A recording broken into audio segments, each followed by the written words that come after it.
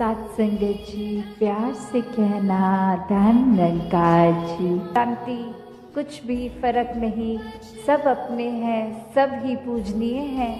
तो कैसे ये परमात्मा का वास तो पूरी सृष्टि के कण कण में है और वहीं जो हर किसी में भी, और यही परमात्मा को देखना ब्रह्म ज्ञान है कि इस परमात्मा को जब हर समय के लिए ये दिखाई देगा कि हर जगह ही मौजूद है, तो परमात्मा से ये मन की एक शक की बात कि परमात्मा हो भी कि नहीं हो, अगर हो तो हमारी क्यों नहीं सुनते हो, एक हमारे ही शरीर में क्यों तकलीफ दी, एक हमें ही कोई धनहीन क्यों रखा, एक हमें ही ऐसी परेशानियां जीवन के इतने पड़ाव पे इतने लगातार क्यों दी। भक्त तो जानते हैं कि परमात्मा का होना ही सच्चाई है, परमात्मा द्वारा हर पल जीवन का ये प्रसाद रूप है। इसको अब कैसे निभाना है वो हम पे है, एक हमारी चेतनता उसको प्रयोग में लाना है कि कैसे एक कर्म जहाँ करने की आज़ादी है वहाँ किस तरह चुनाव करना है कि किस समय में कौन से कर्मों को करना है। और उत्तर बहुत ही सरल कि हम कर्म भी वो करते हैं जो हमारी सोच बन जाती है, जो चरित्र बन जाता है, जो बोली भाषा जैसी बन जाती है। तो बात वही कि जब ये परमात्मा को ही मन में बसाएंगे तो हर पल इसी का शुक्राना होगा, इसी का एहसास होगा और इसी परमात्मा के ऊपर जीवन आधारित होगा, तो कर्म भी बहुत पावन बन जाएंगे। एक पूरी दुनिया के लिए एक दिल से सेवा होगी, एक पूरी दुनिया के लिए जीवन बीतेंगे, सिर्फ एक अपने लिए सेल्फिश होके, खुदगर्ज होके नहीं, ताकि वो हवा फिर हमें उड़ा नहीं सकती। हमने एक ऐसी स्थिर चीज़ को पकड़ लिया है जिसके कारण हम भी वो हवाएं हमको उड़ा के नहीं ले जा सकती। तो ऐसे ही जीवन में हम अपने जीवन को तब तक अपना अच्छे से जीवन जी सकेंगे जब तक हम ये निरंकार के साथ अपने मन से ना जुड़े, तब तक वो एक जीवन भी हमारे उतार चढ़ावों के साथ फिर उथल पुथल मचाता है मन में। तो निरंकार का ही आसरा लेना है, निरंकार में ही अपनी श्रद्धा रखकर ये वो बात करनी है कि हमें ये अब जो स्थिर चीज़ मिल गई है, जो कभी एक सब किसी भी सिचुएशन में अपनी जगह से नहीं हिलती, तो हम फिर वो एक मजबूती का और सहारा लेते चलते जाते हैं और हमारा मन भी और सहारा पक्का करके एक विश्वास और बढ़ाकर फिर हमारे जीवन में ऐसे भी कोई कर्म नहीं हो पाते जो अपने लिए भी नुकसानदायक हों और औरों के लिए भी नुकसानदायक हों। हाँ जी। श्वास श्वास सिक नु सिमरण दूजा कदे त्यावण ना।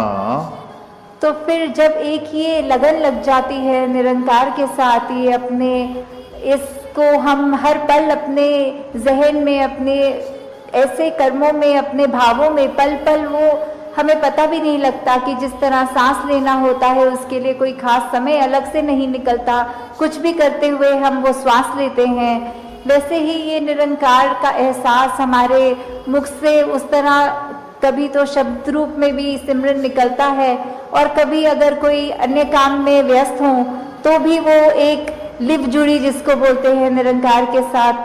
तो जब वो हो वहाँ पे हम रहे पूरे समय, तो दिन में कुछ भी करते चले जाएं पर लगातार एक चीज़ एक कांस्टेंट रहती है, वो है कि ये निरंकार का एहसास।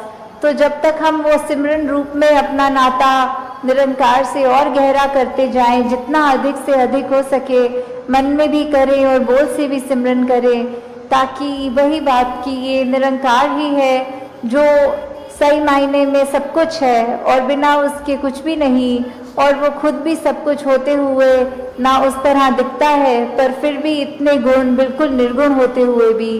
तो हमें भी ये सब ज़्यादा से ज़्यादा ऐसे कोशिश करनी है कि हम बिल्कुल वही गुणों को अपने जीवन में उतार पाएं, उसी तरह अपने जीवन को चला पाएं जिस तरह युगों युगों ने संतों ने चाहा है कि एक कर्म हमारे ऐसे बनते जाएं, एक ऐसा हमारे दिल से दिल का रिश्ता इस निरंकार प्रभु परमात्मा से जुड़े। हाँ जी। कहे अवतार और पूरे गुरसिख इकनु कदी भुलावन ना। तो फिर ये जो एका है ये निरंकार की तरफ इशारा करते हुए कि जो भी पूर्ण गुरसिख होंगे, जिनको ये ब्रह्म ज्ञान की दात प्राप्त हो गई और उसके बाद वो अपने अहंकार को तज के ये उस तरह एक सिर्फ इस एक ही के साथ ही जुड़ा हो, चाहे वो किसी भी भाव से हम लेते हों, जो अपनी श्रद्धा से जो भी बुलाना चाहे, तो उसके साथ जब तक जुड़े हैं इसका एहसास करते हुए तो ही सब कुछ है। नहीं तो वो एहसास जिस पल खो दिया, समझो वो जीवन काल वहीं थम गया, या फिर वो भी नहीं पता लगता कि कब वो पतन की ओर एक हमारे सोच विचार बन जाते हैं। तो हमें किस तरह ये अपने अंदर और मेहनत करनी है कि बस ये एक जो है इसी के साथ और जुड़ते चले जाए। एक सूझवान है और उनके पास जाकर वो कहते हैं कि आपको मुझे पता है बहुत और भी मिलने आ रहे हैं, मैं ज़्यादा समय नहीं लूँगा, बस एक ऐसी कोई शिक्षा जो आप जीवन में कोई मुझे एक आध मिनट में देकर समय बचा लें, अपना भी और हमारा भी। तो ऐसी क्या वो एक अमूल्य बात होगी जो एक मिनट के अंदर एक शिक्षा जीवन भर की बन जाए। तो वो इंसान कहता है कि बस मूव ऑन, चलते चलो। और अब वो व्यक्ति ये सोच रहा है कि मैंने तो सुना था ये बहुत ही एक गहरे इंसान है, बहुत ही सूझवान है, वाइस है, और एक सेकंड का समय क्या ले लिया इन्होंने, तो बस मूव ऑन बोल दिया। तो ये तो जाने को बोल रहे हैं मुझे, मेरे से बात नहीं करना चाह रहे। और अभी इसी सोच विचार में वो इंसान 2 कदम पीछे होके उनसे सोचने ये बात लगा, और फिर 1-2 व्यक्ति और इस दौरान आके उस इंसान के प्रति अपने भाव रखते गए, चलते गए। और अब वो इंसान वहीं उस बात में अटक गया कि ये मुझे जाने को क्यों कह रहे हैं, और फिर से एक बार हिम्मत करके कहते कि अब ये आपने जो बात कही थी, ये बात आपने मुझे क्या कहा था कि मैं चला जाऊं, ये मूव ऑन करने की बात। और अब वो बुजुर्ग कहते हैं कि आप तो मेरी उस बात से भी अभी तक मूव ऑन नहीं हो पाए। तो ये कंपैरिजंस, ये तुलना जीवन में अक्सर हर दिन ही कहीं ना कहीं दिमाग में आ जाती है। चाहे वो कंपैरिजन फिर एक अपने लाइफस्टाइल का हो कि हम किस तरह का जीवन जी रहे हैं, क्या क्या सुख साधन है हमारे पास, क्या वो सुख साधन हमारे पास जो है वो एक दूसरों से बेहतर हैं कि नहीं है, क्या ये सारी चीजें जो एक जीवन में कामकाज करते, पैसे एक संभालते हुए, खरीदते हुए चीजों को, एक घर बार, एक माया रूप इकट्ठा कर बैठे हैं, क्या ये इसकी प्रशंसा की जा रही है औरों द्वारा, या फिर क्या कोई एक चीज दूसरे से बेहतर है, तब तक तो ये सुखदाई महसूस हो रहा है मन को। और जिस पल ये कि कैसे मैं अपने जीवन को एक नैरो माइंडेड दृष्टिकोण से ही देख रही थी कि ये दुख सिर्फ मेरा ही है, किसी और के हिस्से दुख नहीं आता, सभी ने खुशियाँ महसूस की हैं। और किस तरह आज हर घर में जाके मेरी आंखें खुली कि ये नज़रिया, ये मेरी नैरो माइंडेडनेस, ये बहुत ही लिमिटेड सोच थी, और इसी वजह से एक लाजो विजन नहीं देख पा रही थी। तो कैसे एक समझाने का कहानी से भाव यही कि हर किसी के हिस्से जो है वो हर एक पे डिपेंड करता है कि हमने उस परिस्थिति का क्या करना है। एक हर एक के पास एक जैसी चीज़ आई है अगर, तो जो समय जीवन का मिला है, ये श्वासें मिली हैं, इसको एक प्यार के साथ काटनी है, एक सहज हो के स्थिर मन के साथ रहना है, या फिर एक बेचैनी में ही जीवन काट देना है। एक नफरतों में, उलझनों में रहकर ही एक खुद के ऊपर और ऐसे बंधन बांध लेने हैं कि फिर खुल के सांस भी नहीं आ पाई। फिर तो एक दिल से दूसरे दिल तक ये रास्ता भी नहीं। एक खुद को दीवारों में इतना बांध लिया कि हर कोई फिर ऐसा दिखता है कि ये इंसान से प्यार नहीं हो सकता, इस इंसान के प्रति हम कुछ ऐसा महसूस नहीं कर सकते, ये इंसान तो सिर्फ एक कमियों का भरा हुआ है। तो बात वही जो हमेशा से संतों ने समझाई कि कमियां अगर देखनी ही है तो खुद में देखो, खुद को संवारो, और फिर ये नज़रिया ऐसा बन जाएगा कि हर कोई ही बहुत ही प्यारा अपना खुद का एक रिफ्लेक्शन ही नज़र आएगा। तो कैसे इस जीवन में हर कोई जो जीता है जीवन को, वो उसी भाव से कि ये एकत्व की जो आज बात हो रही है, ये परमात्मा के साथ एक होना, और फिर एक बाय प्रोडक्ट की तरह पूरे संसार के हर मनुष्य, पूरी कुदरत के साथ ये एकत्व हो जाता है। फिर ये अवस्था आ जाती है कि मन में फिर हर जगह ही चाहों और ये खूबसूरती, ये अपनेपन का भाव आ जाता है। फिर कोई भी पराया नहीं है, किसी के प्रति ये बुरे भाव नहीं आते। ये मन हमेशा फिर हर एक के प्रति एक आदर सत्कार से रहता है। तो ये जीवन, ये सांसें हर एक को मिली हैं, हर एक अपनी तरह ही जी रहा है। तो ये चुनाव हमारा कि हमने अपने जीवन को कैसे जीना है। एक ये आज़ादी हर एक के पास है कि जिस तरह का भी जीवन जीना चाहे हर कोई जी सकता है। पर बात वही कि ये सांसें जो इतनी अनमोल हैं, इनको गंवाना है या फिर इनके हर एक सांस में एक एक सांस छटाई करके एक अपने मन मुताबिक बातें और लोगों को नहीं अपनाया या एक दूर किया जाए। ये हर समय के लिए मन के भाव हों कि हर कोई अपने जीवन में भक्ति को अपनाता रहे, एक दूसरे के लिए आदर सत्कार ही मन में हो।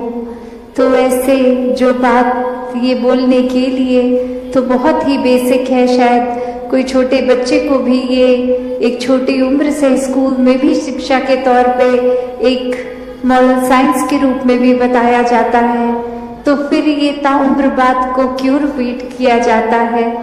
तो बात वही कि अगर सीखा है तो हो सकता है वो कुछ पल के लिए उस तरह से बात प्रभाव छोड़े, पर अगर वो अंदर से ही बात रहती है तो वो हमेशा के लिए रहती है।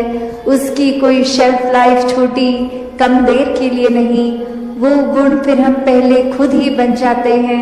तो जब हम खुद ही वो गुण बन गए, चाहे वो प्रेम बन गए, चाहे विशालता बन गए, चाहे अनेकों गुण जो भी हैं, वो बनते जाएंगे तो जीवन भर वो स्वभाव में भी टिकेगा। तो ऐसा ही जीवन भक्तों का रहा है कि ऊपरी ऊपरी कोई सिखाई नहीं, ये तो रोम रोम अपना इस निराकार के हवाले है और इसी में एक मिक वाली अवस्था है। तो ऐसा ही भक्ति भरा जीवन हर कोई जीता जाए, सेवा सिमरन और सत्संग को प्राथमिकता देते हुए अपने जीवन के हर काम किए जाएं, और उसमें भी फिर वो सेवा रूप ही होगा, चाहे वो किसी प्रकार का भी एक ठीक नियत से किया गया काम हो, कोई चतुर चालाकियां ना उसमें मिले। तो दातार हर एक पे कृपा करे कि हर एक के दिल और कोमल होते जाएं, हर एक के मन के भाव शुद्ध होते जाएं, हर कोई निष्काम भाव से सेवा करता जाए, एक पूरे संसार के लिए ही एक हमारा एक कंपैशन भी मन में हो, और उसी तरह फिर ये पूरे समाज के लिए, संसार के लिए अपनी कंट्रीब्यूशन वो पॉजिटिव हर कोई देता जाए कि कैसे अपने जीवन में हर पल ये चलते ही जाना है, ये एक स्टैटिक, एक अपनी जगह थम के ये जीवन नहीं जिया जा सकता। और कैसे ये स्थिर जीवन होते हुए भी ये जो मूवमेंट की बात, कि ये चलते रहने की बात, वो बात यही कि इस निराकार, इस दातार को जीवन में बसाना होगा। इसको जानकर, इसको मन में हर समय जो बसा लेते हैं, उन्हीं का जीवन फिर एक उस पेड़ की तरह जिसकी जड़ें इतनी मजबूत कि अपनी जगह पे तूफान आने पे भी स्थिर, और फिर भी वो एक नदी की तरह बहते रहना, चलते रहना इसी निराकार में। तो ऐसे जीवन को संत हमेशा जी कर दिखाते हैं कि कैसे कोई भी सिचुएशन हमें उस तरह से उनके काबू में नहीं आता। एक भक्त तो बस इस निराकार के ही रंग में होता है, और फिर चाहे कुछ भी आसपास चल रहा हो, ये एक बेपरवाह मन की तरह ये हमेशा निराकार में रमता हुआ हर सिचुएशन को आराम से भक्त निकाल लेता है। तो एक कहानी भी दासी ने एक बार पढ़ी, जहाँ एक जगह पर एक इंसान को पता लगता है कि यहाँ कोई बहुत ही एक वाइज इंसान एक आए हैं जो बहुत ही एक सूझवान है, और उनके पास जाकर वो कहते हैं कि आपको मुझे पता है बहुत और भी मिलने आ रहे हैं, मैं ज़्यादा समय नहीं लूँगा, बस एक ऐसी कोई शिक्षा जो आप जीवन में कोई मुझे 1-8 मिनट में देकर समय बचा लें, अपना भी और हमारा भी। तो ऐसी क्या वो एक अमूल्य बात होगी जो 1 मिनट के अंदर एक शिक्षा जीवन भर की बन जाए। तो वो इंसान कहता है कि बस मूव ऑन, चलते चलो। और अब वो व्यक्ति ये सोच रहा है कि मैंने तो सुना था ये बहुत ही एक गहरे इंसान है, बहुत ही सूझवान है, वाइस है, और 1 सेकंड का समय क्या ले लिया इन्होंने, तो बस मूव ऑन बोल दिया। तो ये तो जाने को बोल रहे हैं मुझे, मेरे से बात नहीं करना चाह रहे। और अभी इसी सोच विचार में वो इंसान 2 कदम पीछे होके उनसे सोचने ये बात लगा, और फिर 1-2 व्यक्ति और इस दौरान आके उस इंसान के प्रति अपने भाव रखते गए, चलते गए। और अब वो इंसान वहीं उस बात में अटक गया कि ये मुझे जाने को क्यों कह रहे हैं, और फिर से एक बार हिम्मत करके कहते कि अब ये आपने जो बात कही थी, ये बात आपने मुझे क्या कहा था कि मैं चला जाऊं, ये मूव ऑन करने की बात। और अब वो बुजुर्ग कहते हैं कि आप तो मेरी उस बात से भी अभी तक मूव ऑन नहीं हो पाए। तो ये कंपैरिजन्स, ये तुलना जीवन में अक्सर हर दिन ही कहीं ना कहीं दिमाग में आ जाती है। चाहे वो कंपैरिजन फिर एक अपने लाइफस्टाइल का हो कि हम किस तरह का जीवन जी रहे हैं, क्या क्या सुख साधन है हमारे पास, क्या वो सुख साधन हमारे पास जो है वो एक दूसरों से बेहतर हैं कि नहीं है, क्या ये सारी चीजें जो एक जीवन में कामकाज करते, पैसे एक संभालते हुए, खरीदते हुए चीजों को, एक घर बार, एक माया रूप इकट्ठा कर बैठे हैं, क्या ये इसकी प्रशंसा की जा रही है औरों द्वारा, या फिर क्या कोई एक चीज दूसरे से बेहतर है, तब तक तो ये सुखदाई महसूस हो रहा है मन को। और जिस पल ये ऐसा कि कैसे मैं अपने जीवन को एक नैरो माइंडेड दृष्टिकोण से ही देख रही थी कि ये दुख सिर्फ मेरा ही है, किसी और के हिस्से दुख नहीं आता, सभी ने खुशियाँ महसूस की हैं। और किस तरह आज हर घर में जाके मेरी आंखें खुली कि ये नज़रिया, ये मेरी नैरो माइंडेडनेस, ये बहुत ही लिमिटेड सोच थी, और इसी वजह से एक लाजो विजन नहीं देख पा रही थी। तो कैसे एक समझाने का कहानी से भाव यही कि हर किसी के हिस्से जो है वो हर एक पे डिपेंड करता है कि हमने उस परिस्थिति का क्या करना है। हर एक के पास एक जैसी चीज़ आई है अगर, तो जो समय जीवन का मिला है, ये श्वासें मिली हैं, इसको एक प्यार के साथ काटनी है, एक सहज हो के स्थिर मन के साथ रहना है, या फिर एक बेचैनी में ही जीवन काट देना है, एक नफरतों में उलझनों में रहकर ही एक खुद के ऊपर और ऐसे बंधन बांध लेने हैं कि फिर खुल के सांस भी नहीं आ पाई। फिर तो एक दिल से दूसरे दिल तक ये रास्ता भी नहीं।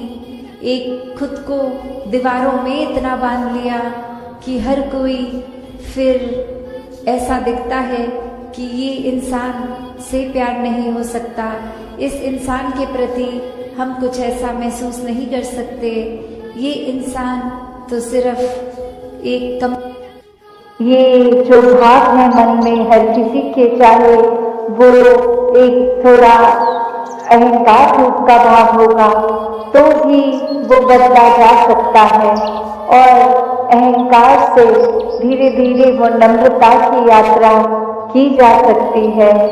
तो बात वही कि भक्तों के संदेश में ये स्वयं को बदलने की जो बात होती है वो क्यों होती है, भक्तों का जीवन संसार के अन्य व्यक्तियों से अलग क्यों होता है, कैसे होता है। तो बात वही कि भक्तों के जीवन में भी वही है, दृष्टि के लिए आँख है, खाने के लिए हाथ है, एक सूंघने के लिए नाक है, एक दिन में उतार चढ़ाव उसी प्रकार आएंगे, और उसी तरह जो भक्त श्रेणी के नहीं हैं उनके भी जीवन में ये सब ही है। तो भक्तों ने जो एक बदलाव अपने अंदर लाया वो यही कि इस दुनिया में तो रहते हैं पर दुनिया से अलग होके रहते हैं। तो ये अलग अब कैसे रहना हुआ, ये ब्रह्म ज्ञान द्वारा जब इस परमात्मा को पा लिया, देख लिया, इसके प्यार में एक पूर्णता से खचित हो गए, तो कैसे एक अपने आप को हर पल इस परमात्मा के एहसास में रहने वाला वो भाव भक्तों के जीवन में आ गया। और जैसे एक दुनिया के तो तरह तरह के रंग हैं, भक्तों के जीवन में सिर्फ वो प्यार का रंग चढ़ता है जो इस परमात्मा से हो जाता है इसको देखने के बाद। तो ऐसे भाव से युक्त भक्त अपने जीवन के जब हर पल को जीते हैं तो वो भाव ही बदल जाते हैं, एक नजरिया बदल जाता है। एक वो बात कि अगर हम कुछ भी उदाहरण लें कि कोई भी स्थिति में एक जो रुख करा जा सकता है वो एक अच्छी तरफ भी और बुरी तरफ भी, एक परिस्थिति से हम क्या निकालते हैं वो भी एक अच्छाई निकाली जा सकती है, एक बुराई निकाली जा सकती है। तो भक्तों ने हमेशा वो अच्छाई की ओर भी रुख करना सिखाया है कि परिस्थिति अगर इस परमात्मा ने दी है तो अच्छी ही होगी। एक अगर इस परिस्थिति को अच्छा नहीं समझ रहे हम तो वो हमारी कमी है, इस परमात्मा ने तो पूर्ण किया है इस परिस्थिति को भी। जब इस परमात्मा ने हमको जो कुछ दिया वो परमात्मा का जो दान है, तो ये परमात्मा जहाँ पूरा है तो परमात्मा की दी हुई हर परिस्थिति भी पूर्ण है। फर्क सिर्फ हमारे नजरिए का होता है कि उसको हम किस तरह देख रहे हैं, उस परिस्थिति में से हम निचोड़ क्या निकाल रहे हैं, उससे सिखलाई क्या निकाल रहे हैं। क्या हम सिर्फ हमारे अनुसार कुछ नहीं हुआ तो उसके वजह से परमात्मा को ही कोस रहे हैं, या ये भी मान रहे हैं कि ये ही हमारे लिए बेस्ट है और कैसे इसमें वरदान छुपा हुआ है।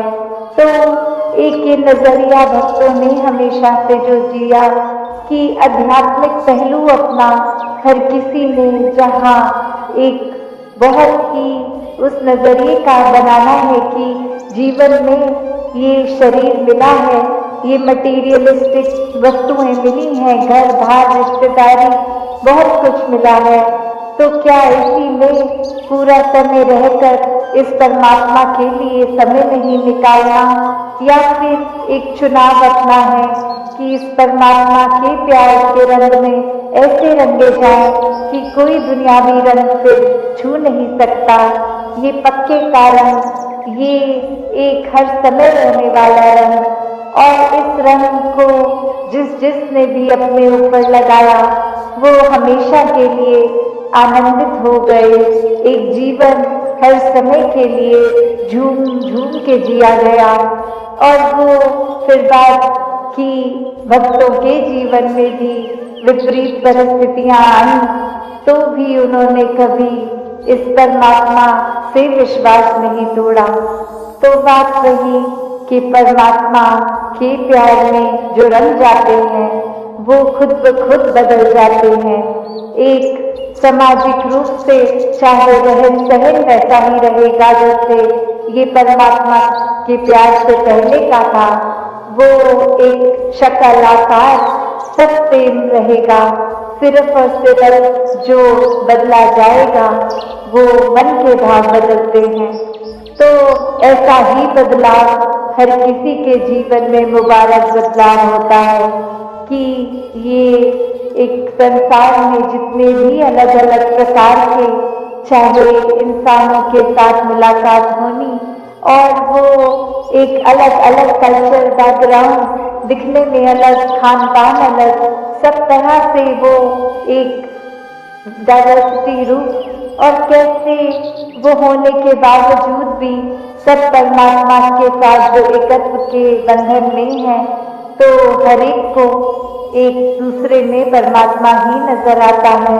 और कैसे फिर एक ये एकत्व ही दिल पे हर समय का, और उससे फिर कोई किसी में फर्क नहीं दिखता, कोई ऊंच नीच जाति पाति प्रांति कुछ भी फर्क नहीं, सब अपने हैं, सब ही पूजनीय हैं। तो कैसे ये परमात्मा का वास तो पूरी सृष्टि के कण कण में है और वहीं जो हर किसी में भी, और यही परमात्मा को देखना ब्रह्म ज्ञान है कि इस परमात्मा को जब हर समय के लिए ये दिखाई देगा कि हर जगह ही मौजूद है, तो फिर एक जहाँ अपनी भी चेतनता जाग उठेगी, एक जो सच्ची बात है जो भक्तों ने युगों युगों से समझाई है कि दुनियावी एक दौलत तो आज है कल नहीं, इसने बदल जाना है, इस माया का रूप बदल जाना है, घर परिवार सोसाइटी सब बदल जाएगा, पर सिर्फ और सिर्फ एक चीज जो अपनी जगह में कायम दायम शुरू से थी अभी भी है और ये संसार खत्म होने पे भी रह जाएगी, तो वो बस ये परमात्मा, ये निराकार है।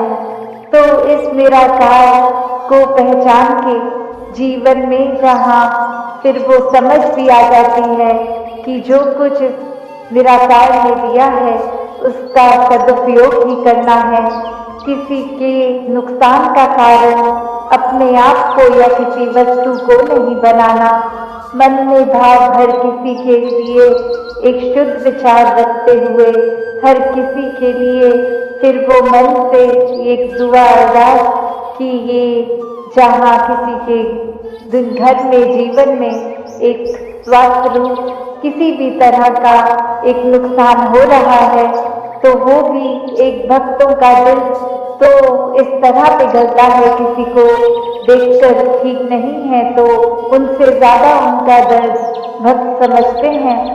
तो कैसे ऐसे वाले जीवन को मुबारकबाद जीवन कहा जाता है। ये एक परोपकारी जीवन होता है, अपने लिए सेल्फ सेंटर्ड होके, सेल्फिश होके, ये अपने ऊपर केंद्रित नहीं, पूरे संसार की भलाई के लिए भक्त अपना जीवन लगा देते हैं। पूरी ह्यूमैनिटी, पूरी मानवता के लिए ये संसार में आकर, तो कैसे जहाँ एक मन में भी भाव होते हैं कि ये एक समान अगर नहीं भी कोई दिख रहा पर सब ही एक है, तो भाव वही कि भक्तों ने युगों से ये जो संदेश दिया है कि कैसे इस परमात्मा को जानकर फिर अपने जीवन में बदलाव आ सकता है कि इंसान बनो। तो किस तरह ये जो हमारी धरती है इतनी सुंदर है, पर्वत भी है, इसमें रेत भी है, पानी समुद्र के तरह, किसी नदी की तरह, या कितना सारा अलग तरीके से पानी भी जहाँ है, तो इतनी भिन्न भिन्न तरह से ये जो धरती में दिखने के लिए तो काफी अलग चीजें हैं जिसकी हम सुंदरताएं निहार सकते हैं।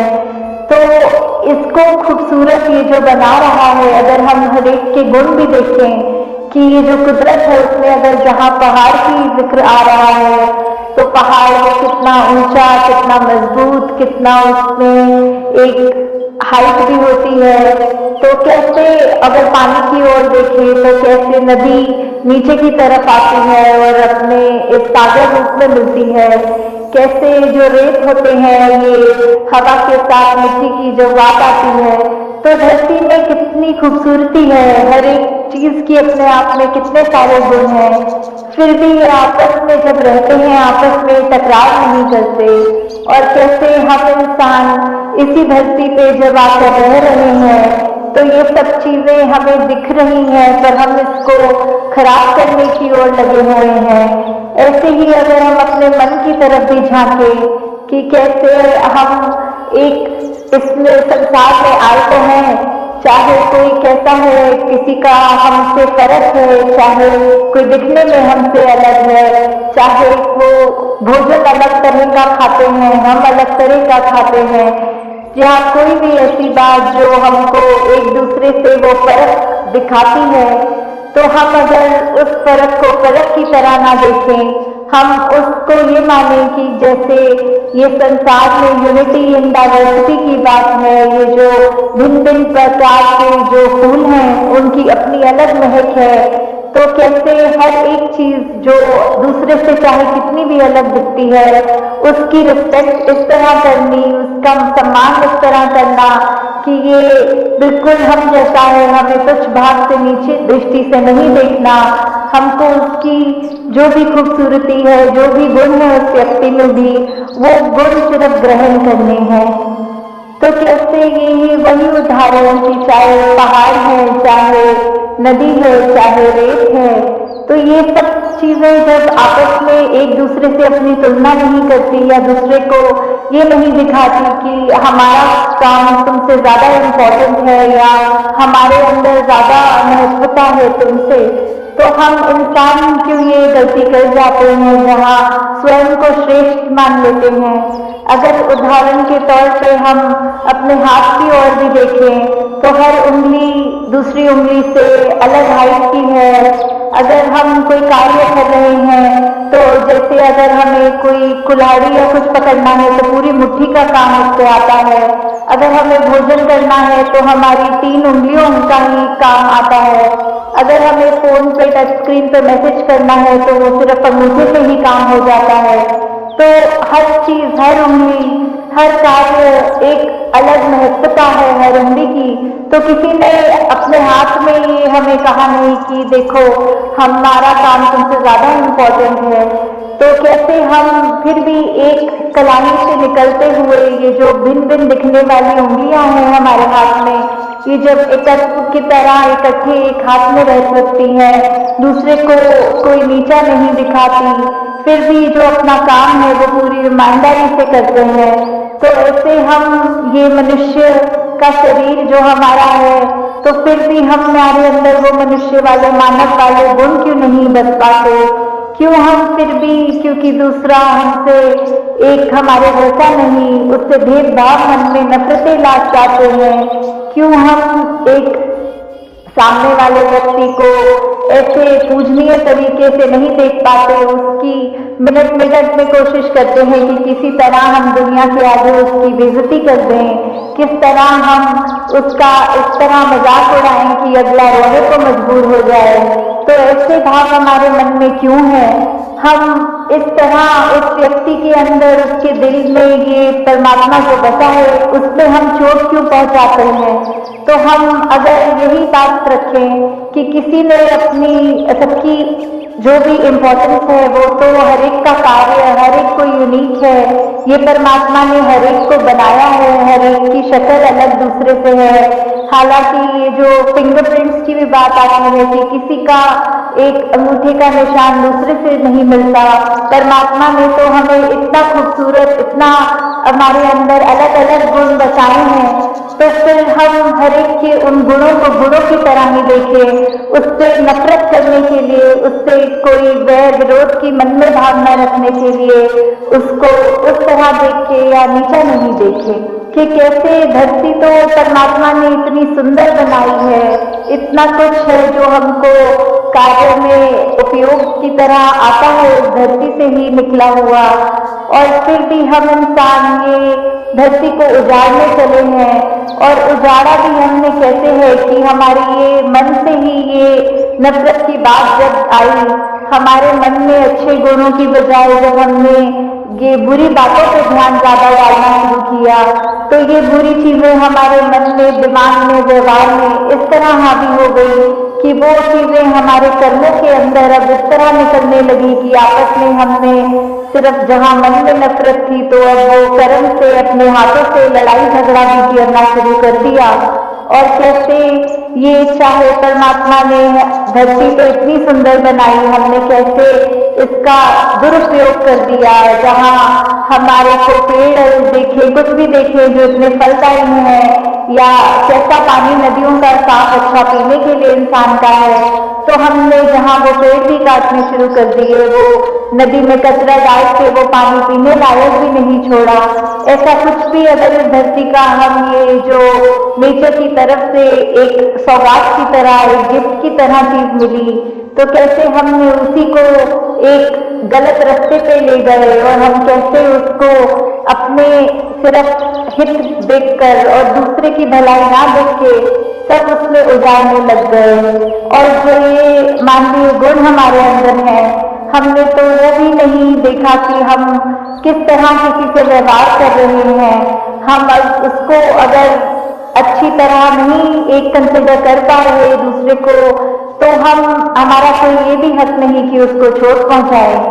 तो यही बात आ रही है कि सिर्फ ये परमात्मा ने तो अपनी तरफ से हमको इतनी अच्छी से अच्छी चीज, हर कोई चीज अगर हम अपनी निजी जिंदगी में भी देखें कि चाहे हमारी आर्थिक स्थिति जो भी है, हमें घर मिला है, परिवार का प्यार मिला है, इतना सुंदर संसार हमारा उस घर के अंदर है, फिर भी हम आपस के मन मुटाव की बात करें, आपस में परिवार के कुछ हम 3-4 मेंबर्स भी अगर आपस में लड़ने लग गए, आपस में ही हम परिवार होने के बावजूद मन में नफरत रख पड़े, तो फिर ये इतनी सुंदर संसार जो हमें मिला है, या यही बात समाज के वाले है, या जहाँ पे भी हम उठते बैठते हैं काम पे, तो वही चीज कि हम अगर अपने मन में दूसरे के लिए दया नहीं रखेंगे, करुणा नहीं रखेंगे, किसी ने कुछ ऊंच नीच हमसे बोल दी तो आगे से लड़ झगड़ देंगे, और ना कि अपने मन को विशाल हमें जो बनाना चाहिए उसको हम तवज्जो नहीं देते कि मन को कैसे अपना बड़ा करें, दूसरे ने कह दिया तो कह दिया, अपना हम उसमें क्रोध क्यों अंदर लाएं, अपना हम उससे बदले की भावना क्यों लाएं। तो हमने जहाँ ये संसार इतना खूबसूरत है, वहाँ हमारी वजह से इस संसार में कोई बदसूरती ना आ जाए, हमारे कर्मों से हमारी जिंदगी खुश भी हो सकती है, और हमने अगर ऐसा कोई कार्य कर दिया जो हम अपना भी नुकसान करें, औरों का भी और इस प्रकृति का भी, तो हमें बहुत ही ये चेतनता हम सबके अंदर है, उस चेतनता का प्रयोग करना है। इस ब्रह्म ज्ञान जहाँ हमारे जीवन में ये रोशनी का कार्य कर रहा है, इस निरंकार प्रभु परमात्मा का जो एहसास की हमारे अंतन है, जब ये हमने जान लिया तो फिर हम जानबूझ के ऐसा कोई भी काम नहीं करेंगे जो हमारा भी नुकसान करे और अगले का भी नुकसान करे। फिर हम एक वो भाव हमारे ऐसे हो जाएंगे कि हम हर एक से प्यार करेंगे, हम हर एक के जीवन में थोड़ा किस तरह और उसका जीवन कंफर्टेबल कर सकते हैं, उसको क्या सहूलत पहुंच सकती है हमारे वजह से, फिर हम अपना फोकस अपना ध्यान उस चीज में लगाएं। तो दादा सभी पे कृपा करे कि अपना जीवन हम सब बिल्कुल देखिए चलता प्रचार बन जाए, हमारे जीवन में सारे वो मानवीय गुण आए जो हमको इस संसार में खूबसूरती का ही हम एक संदेश खुद बने पहले और फिर दूसरा। सत्संग जी प्यार से कहना धन्यकार जी। ये जो भाव है मन में हर किसी के, चाहे वो एक थोड़ा अहंकार रूप का भाव होगा तो भी वो बदला जा सकता है और अहंकार से धीरे धीरे वो नम्रता की यात्रा की जा सकती है। तो बात वही कि भक्तों के संदेश में ये स्वयं को बदलने की जो बात होती है वो क्यों होती है, भक्तों का जीवन संसार के अन्य व्यक्तियों से अलग क्यों होता है, कैसे होता है। तो बात वही कि भक्तों के जीवन में भी वही है, दृष्टि के लिए आँख है, खाने के लिए हाथ है, एक सूंघने के लिए नाक है, एक दिन में उतार चढ़ाव उसी प्रकार आएंगे और उसी तरह जो भक्त श्रेणी के नहीं है उनके भी जीवन में ये सब ही है। तो भक्तों ने जो एक बदलाव अपने अंदर लाया वो यही कि इस दुनिया में तो रहते हैं पर दुनिया से अलग होके रहते हैं। तो ये अलग अब कैसे रहना हुआ, ये ब्रह्म ज्ञान द्वारा जब इस परमात्मा को पा लिया, देख लिया, इसके प्यार में एक पूर्णता से खचित हो गए, तो कैसे एक अपने आप को हर पल इस परमात्मा के एहसास में रहने वाला वो भाव भक्तों के जीवन में आ गया। और जैसे एक दुनिया के तो तरह तरह के रंग हैं, भक्तों के जीवन में सिर्फ वो प्यार का रंग चढ़ता है जो इस परमात्मा से हो जाता है इसको देखने के बाद।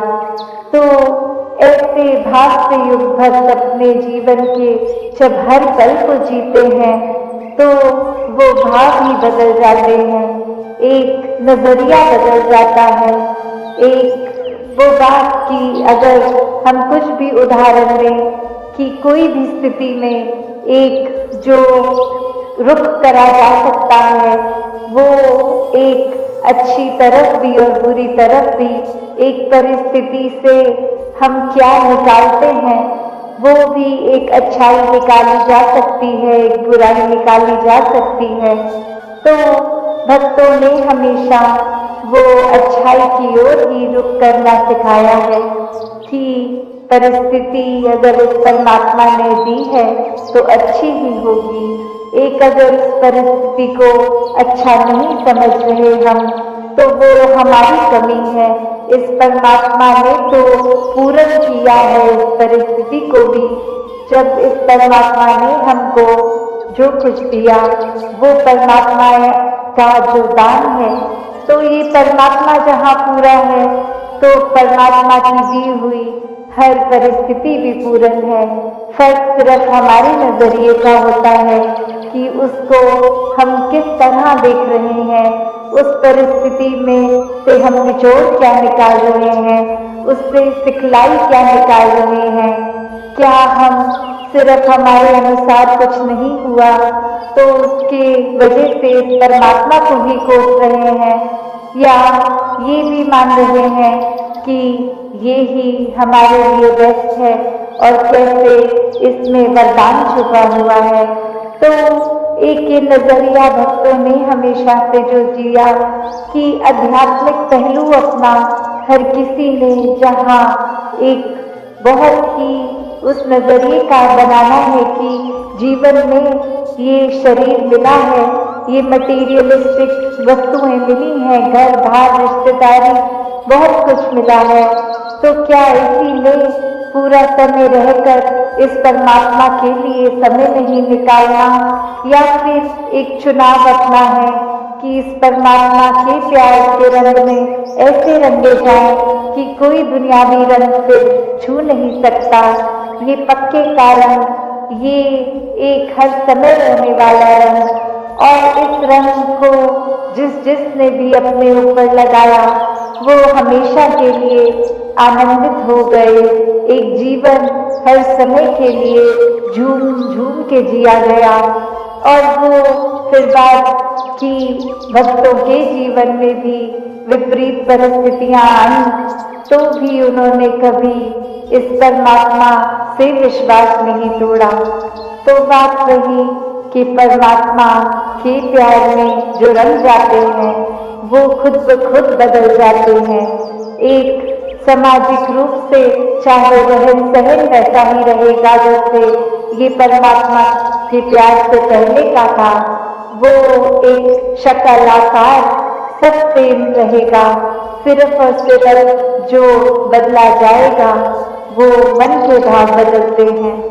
तो ऐसा ही बदलाव हर किसी के जीवन में मुबारक बदलाव होता है कि ये एक संसार में जितने भी अलग अलग प्रकार के चाहे इंसानों के साथ मुलाकात होनी, और वो एक अलग अलग कल्चर बैकग्राउंड, दिखने में अलग, खान पान अलग, सब तरह से वो एक डाइवर्सिटी रूप, और कैसे वो होने के बावजूद भी सब परमात्मा के साथ जो एकत्व के बंधन में है, तो हर एक को एक दूसरे में परमात्मा ही नजर आता है।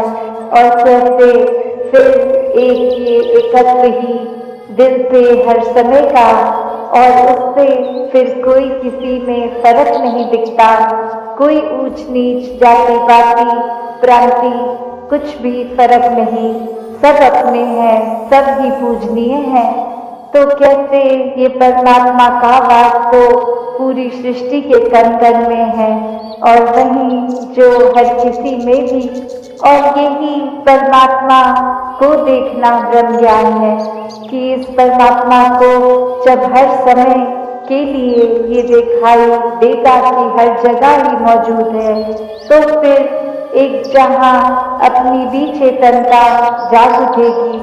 एक जो सच्ची बात है जो भक्तों ने युगों युगों से समझाई है कि दुनियावी एक दौन दौलत तो आज है कल नहीं, इसने बदल जाना है, इस माया का रूप बदल जाना है, घर परिवार सोसाइटी सब बदल जाएगा, पर सिर्फ और सिर्फ एक चीज जो अपनी जगह में कायम दायम शुरू से थी, अभी भी है, और ये संसार खत्म होने पे भी रह जाएगी, तो वो बस ये परमात्मा, ये निराकार है। तो इस निराकार को पहचान के जीवन में जहाँ फिर वो समझ भी आ जाती है कि जो कुछ निराकार ने दिया है उसका सदुपयोग ही करना है, किसी के नुकसान का कारण अपने आप को या किसी वस्तु को नहीं बनाना, मन में भाव हर किसी के लिए एक शुद्ध विचार रखते हुए हर किसी के लिए फिर वो मन से एक दुआ अरदास कि ये जहाँ किसी के घर में जीवन में एक स्वास्थ्य रूप किसी भी तरह का एक नुकसान हो रहा है, तो वो भी एक भक्तों का दिल तो इस तरह पिघलता है, किसी को देखकर ठीक नहीं है तो उनसे ज्यादा उनका दर्द भक्त समझते हैं। तो कैसे ऐसे वाले जीवन को मुबारकबाद जीवन कहा जाता है। ये एक परोपकारी जीवन होता है, अपने लिए सेल्फ सेंटर होके, सेल्फिश होके, ये अपने ऊपर केंद्रित नहीं, पूरे संसार की भलाई के लिए भक्त अपना जीवन लगा देते हैं, पूरी ह्यूमैनिटी, पूरी मानवता के लिए ये संसार में आकर। तो कैसे जहाँ एक मन में भी भाव होते हैं कि ये एक समान अगर नहीं भी कोई दिख रहा पर सब ही एक है। तो भाव वही कि भक्तों ने युगों से ये जो संदेश दिया है कि कैसे इस परमात्मा को जानकर फिर अपने जीवन में बदलाव आ सकता है कि इंसान बनो। तो किस तरह ये जो हमारी धरती है इतनी सुंदर है, पर्वत भी है, इसमें रेत भी है, पानी समुद्र के तरह, किसी नदी की तरह या कितना सारा अलग तरीके से पानी भी जहाँ है। तो इतनी भिन्न भिन्न तरह से ये जो धरती में दिखने के लिए तो काफी अलग चीजें हैं जिसकी हम सुंदरताएं निहार सकते हैं। तो इसको खूबसूरत ये जो बना रहा है, अगर हम हर एक के गुण भी देखें कि ये जो कुदरत है उसमें अगर जहाँ पहाड़ की जिक्र आ रहा है तो पहाड़ वो कितना ऊंचा, कितना मजबूत, कितना उसमें एक हाइट भी होती है। तो कैसे अगर पानी की ओर देखें तो कैसे नदी नीचे की तरफ आती है और अपने एक सागर रूप में मिलती है, कैसे जो रेत होते हैं ये हवा के साथ मिट्टी की जो बात आती है। तो धरती में कितनी खूबसूरती है, हर एक चीज की अपने आप में कितने सारे गुण हैं, फिर भी ये आपस में जब रहते हैं आपस में टकराव नहीं करते। और कैसे हम इंसान इसी धरती पे जब आकर रह रहे हैं तो ये सब चीजें हमें दिख रही हैं पर हम इसको खराब करने की ओर लगे हुए हैं।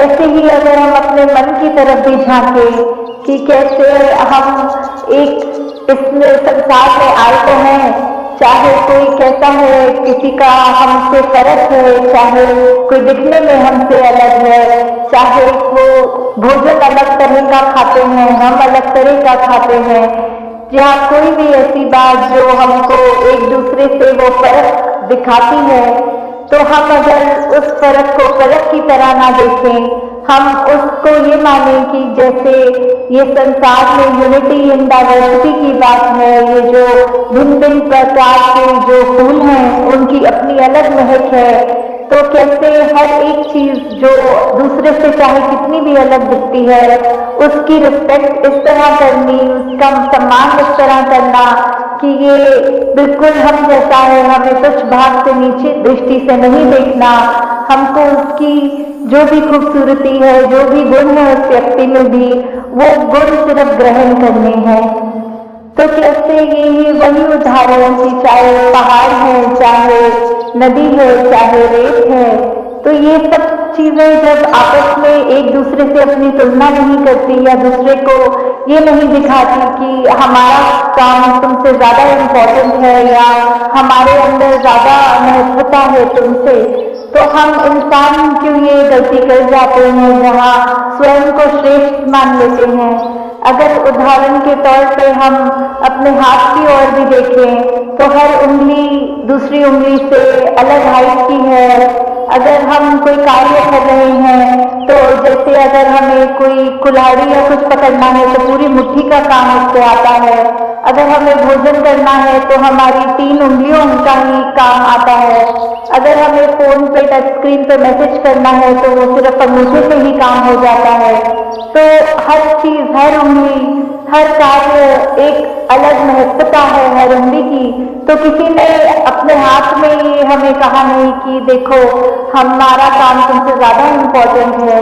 तो कैसे हम फिर भी एक कलाई से निकलते हुए ये जो भिन्न भिन्न दिखने वाली उंगलियां हैं हमारे हाथ में, ये जब एकत्व की तरह इकट्ठे एक हाथ में रह सकती हैं, दूसरे को कोई नीचा नहीं दिखाती, फिर भी जो अपना काम है वो पूरी ईमानदारी से करते हैं।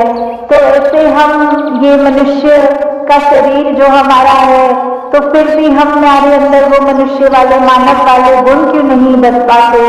क्यों हम फिर भी, क्योंकि दूसरा हमसे एक हमारे जैसा नहीं, उससे भेदभाव मन में नफरतें ला जाते हैं? क्यों हम एक सामने वाले व्यक्ति को ऐसे पूजनीय तरीके से नहीं देख पाते, उसकी मिनट मिनट में कोशिश करते हैं कि किसी तरह हम दुनिया के आगे उसकी बेइज्जती कर दें, किस तरह हम उसका इस तरह मजाक उड़ाएं कि अगला रोने को मजबूर हो जाए। तो ऐसे भाव हमारे मन में क्यों है? हम इस तरह उस व्यक्ति के अंदर, उसके दिल में ये परमात्मा जो बसा है, उससे हम चोट क्यों पहुंचाते हैं। तो हम अगर यही बात रखें कि किसी ने अपनी सबकी जो भी इम्पोर्टेंस है वो तो हर एक का कार्य, हर एक को यूनिक है, ये परमात्मा ने हर एक को बनाया है, हर एक की शक्ल अलग दूसरे से है। हालांकि ये जो फिंगरप्रिंट्स की भी बात आती है कि किसी का एक अंगूठे का निशान दूसरे से नहीं मिलता, परमात्मा ने तो हमें इतना खूबसूरत, इतना हमारे अंदर अलग अलग गुण बसाए हैं, तो फिर हम हर एक के उन गुणों को गुणों की तरह ही देखें, उससे नफरत करने के लिए, उससे कोई वैर विरोध की मन में भावना रखने के लिए उसको उस तरह देखे या नीचा नहीं देखे।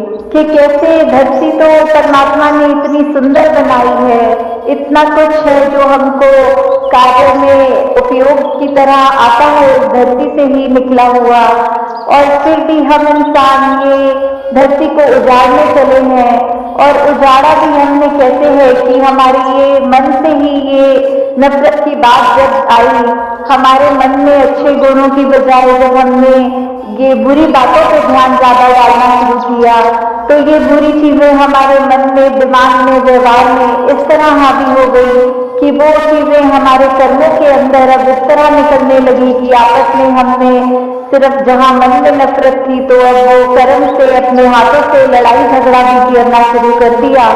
और कैसे ये चाहे परमात्मा ने धरती तो इतनी सुंदर बनाई, हमने कैसे इसका दुरुपयोग कर दिया, जहां हमारे को पेड़ देखे, कुछ भी देखे जो इतने फलदायी हैं, या कैसा पानी नदियों का साफ अच्छा पीने के लिए इंसान का है, तो हमने जहां वो पेड़ भी काटने शुरू कर दिए, वो नदी में कचरा डाल के वो पानी पीने लायक भी नहीं छोड़ा।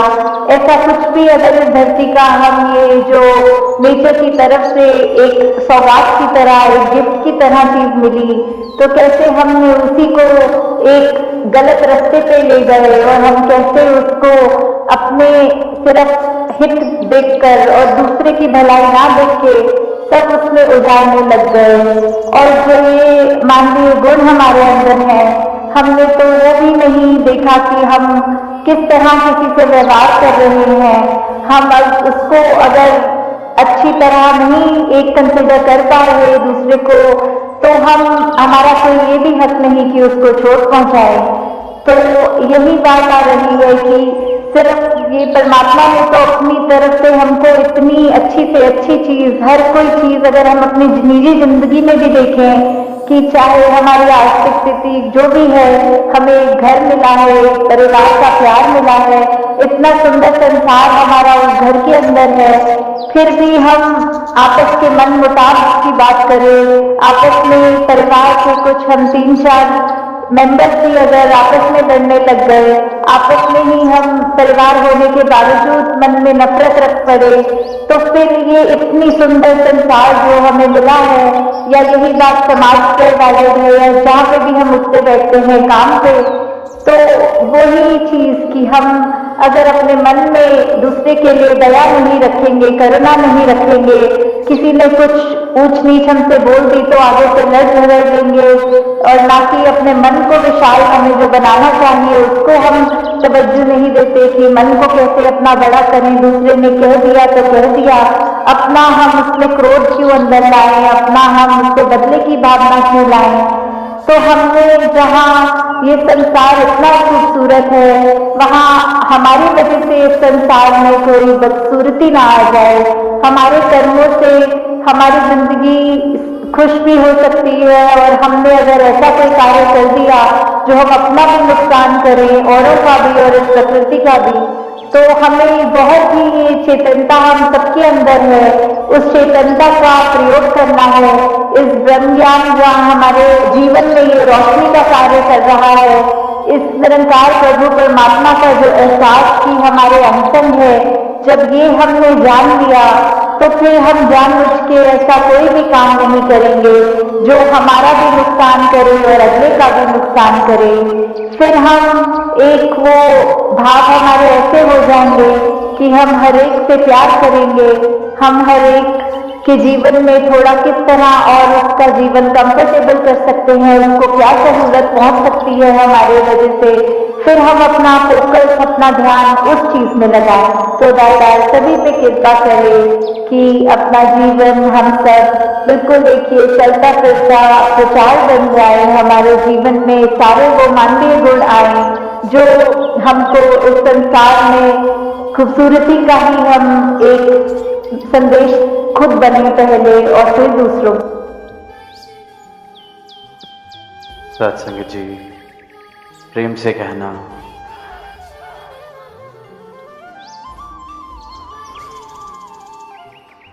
सत्संगत, ये जो आनंद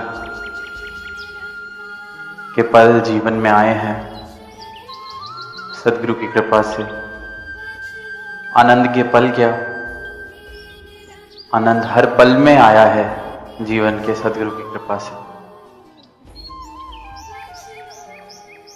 आनंद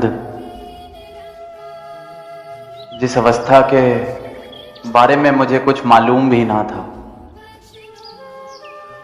कि ऐसी भी कोई अवस्था हो सकती है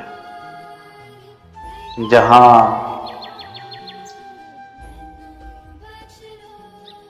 बिना ही संगीत के नृत्य हो जाए, बिना ही कारण के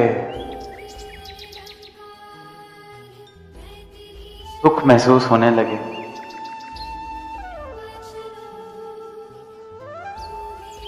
हृदय इतना विशाल हो जाए कि प्रेम ही प्रेम इस हृदय में से सबके लिए निकले। ऐसी अवस्था बन जाए कि कोई मुझसे माफी मांगे भी ना और मैं माफ करता चले जाऊं। ऐसी अवस्था आनंद की अवस्था।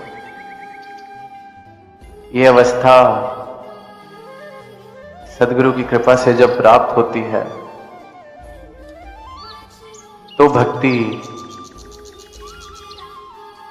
ये प्रमाण बन जाते हैं कि जीवन में भक्ति है। ऐसी अवस्था है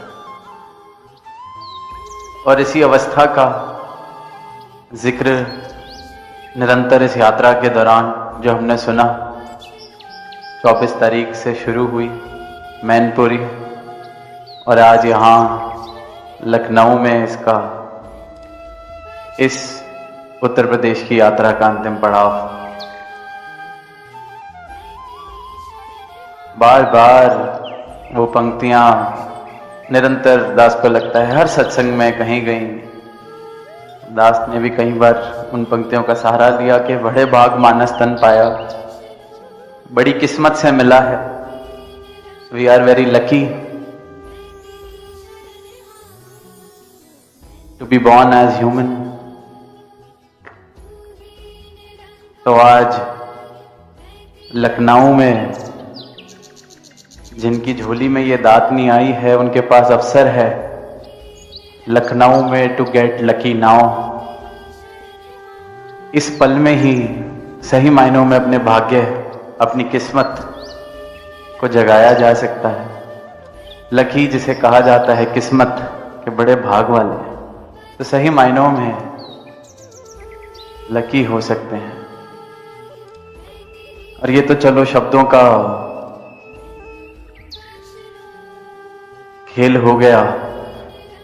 असल मायने में तो बहुत दुर्भाग्य की बात होगी अगर कोई इंसान अपने निज रूप से, अपने निज घर से वाकिफ ना हो सके, अपने मूल रूप की पहचान ना कर सके। जिस परमात्मा ने इस इंसान को बनाया है, अपने सृजनहार से अगर मिलन ना हो सके तो कितनी ही दुर्भाग्य की बात है।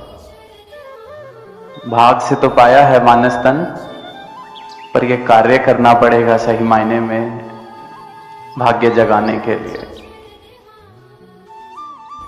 इंसान अपनी इस यात्रा में, इस शरीर में इस तरह इस अस्तित्व के साथ अपने ऐसा रम गया है संसार के अंदर कि उसको ख्याल ही नहीं आता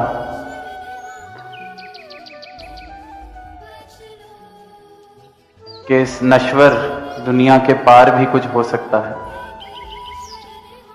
ऐसा आदी हो गया है, ऐसा डूब गया है इस माया में कि उसको इस बात का एहसास ही नहीं होता कि एक निद्रा की अवस्था में अपना जीवन जिया जा रहा है।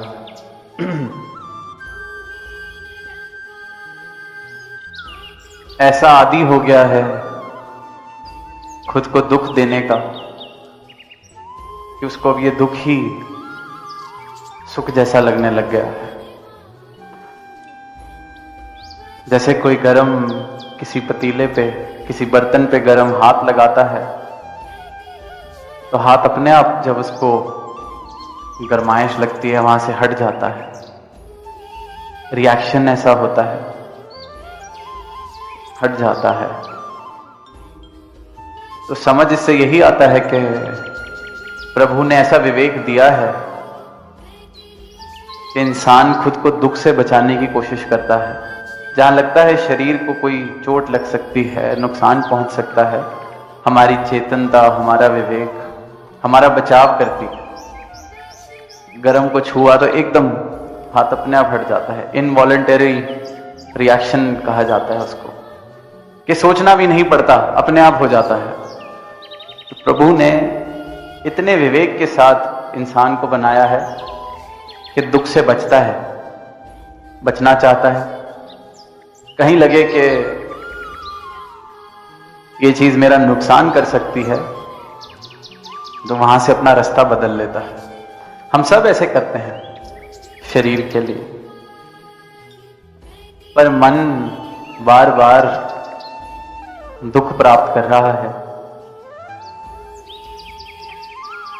चिंता में पड़ गया है।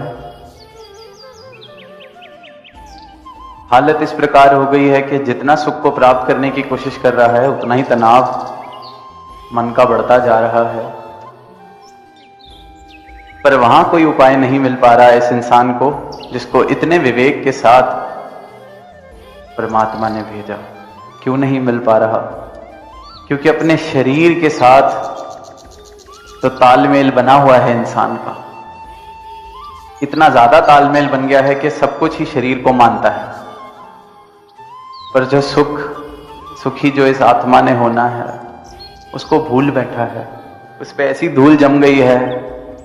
वहां भी संसार के नियम चलाने की कोशिश कर रहा है कि संसार की उपलब्धियों से मन को सुकून मिलेगा, आत्मा का कल्याण होगा। पर वहां वो गणित ठीक बैठ नहीं पा रहा। अपने ही जीवन में देखें, जितना प्रयास सुख को पाने का करते हैं, जितनी जोर से सुख को पाने का प्रयास करते हैं, जितने ज्यादा संघर्ष के साथ करते हैं, ऐसे लगता है कि उतना ही दूर सुख जाया जा रहा है। क्योंकि सुख कोई ऐसे हाथ आने वाली अवस्था नहीं है। अहंकार, अंधकार, अज्ञानता के आधार पर सुख प्राप्त नहीं किया जा सकता। और अहंकार के साथ तो ऐसा रिश्ता बन गया है इंसान का कि कुछ हाथ पल्ले ना भी हो तो अगर दिखाया नहीं कि हम फिर भी कुछ हैं तो जैसे नींद ही ना आए इंसान को। किसी के हाथ पल्ले कुछ हो, किसी ने बहुत धन कमाया, उसका अहंकार तो समझ भी आता है कि शायद धनवान है इसलिए उसको अहंकार हो गया है, शायद बहुत बड़ा अफसर बन गया है इसलिए अहंकार हो गया है। आमतौर पर तो देखते हैं इंसान कुछ खास है भी नहीं फिर भी अहंकार किए चले जा रहा है। इसको लगता है कि दुनिया में सबको बताएंगे कि कुछ हैं तो शायद मेरा सुख, क्योंकि लोग अगर सलाम करेंगे तो मुझे लगेगा कि मैं कुछ हूं, और जब मैं कुछ हूं तो फिर मैं सुखी हूं। खुद को यही पाठ पढ़ा लिया है इंसान ने। अंदर चाहे सुकून है कि नहीं। कहीं पढ़ने को मिला था कि एक बहुत बड़ी रैली किसी नेता की आयोजन किया गया, बहुत बड़ी रैली। अब वहां जब नेताजी पहुंचे मंच पर तो 10-12 बड़े बड़े हार उनके गले में डाले गए, सम्मान किया गया कि वाह, इनसे बड़ा कोई नेता नहीं आया हमारे प्रदेश में, हमारे शहर में। तो सबने तालियां मारी, 10-12 हार बड़े बड़े गले में डाले हुए हैं। रैली हो गई। रैली के बाद जब नेताजी अपने 2-4 खास लोगों के साथ बैठे थे तो खास खुशी नहीं चेहरे पे दिखाई दे रही थी। तो एक ने हिम्मत करके पूछ लिया कि साहब, इतनी अच्छी रैली हुई, इतना आपका सम्मान हुआ, आप खुश नहीं लग रहे हैं। कहते थोड़े कम हार डले। तो कहते नहीं नहीं, 10-12 बड़े बड़े हार। कहते हैं 20 हार के तो पैसे मैंने दिए थे, डले सिर्फ 12।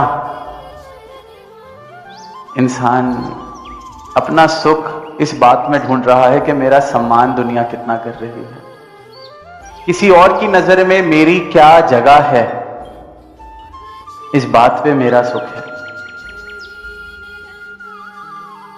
दूसरे में सुख ढूंढ रहा हूं, दूसरा मुझे ऊंचा देख रहा है तो मैं सुखी हूं। दूसरा मुझे सत्कार दे रहा है तो मैं सुखी हूं। दूसरा मुझे ज्ञानी मानता है तो मैं सुखी हूं। दूसरा मेरे चरणों में झुकता है तो मैं सुखी हूं। पराये पर छोड़ दिया है अपना सुख। दूसरे ने आज झुक लिया, जिस दिन हार पहनाने वाला नेता बन जाएगा वो फिर क्यों हार पहनाएगा, तब मेरा सुख कहां जाएगा। किसी को कोई मेरे यहां नौकरी कर रहा है, शायद इसलिए मेरे आगे झुक रहा है, कल को कहीं और चला जाएगा और उसके झुकने से ही मेरा सुख है, तो मेरा सुख कहां जाएगा। इंसान ने सारे का सारा सुख इस बात पे आधारित कर लिया है कि दूसरा मेरे बारे में क्या सोचता है। धन कमाया, अगर धन में ही सुख था तो धन कमा के सुखी हो जाते, पर मजा उस बात का है कि जहां मैं रहता हूं सबसे ज्यादा धन मेरे पास होना चाहिए, गली में सबसे बड़ा धनवान मैं होना चाहिए, तो सुख है। तो इंसान सुख बाहर ढूंढ रहा है, अहंकार में ढूंढ रहा है। अहंकार, कहीं पढ़ा कि एक राजा, बहुत बड़े साम्राज्य के राजा थे।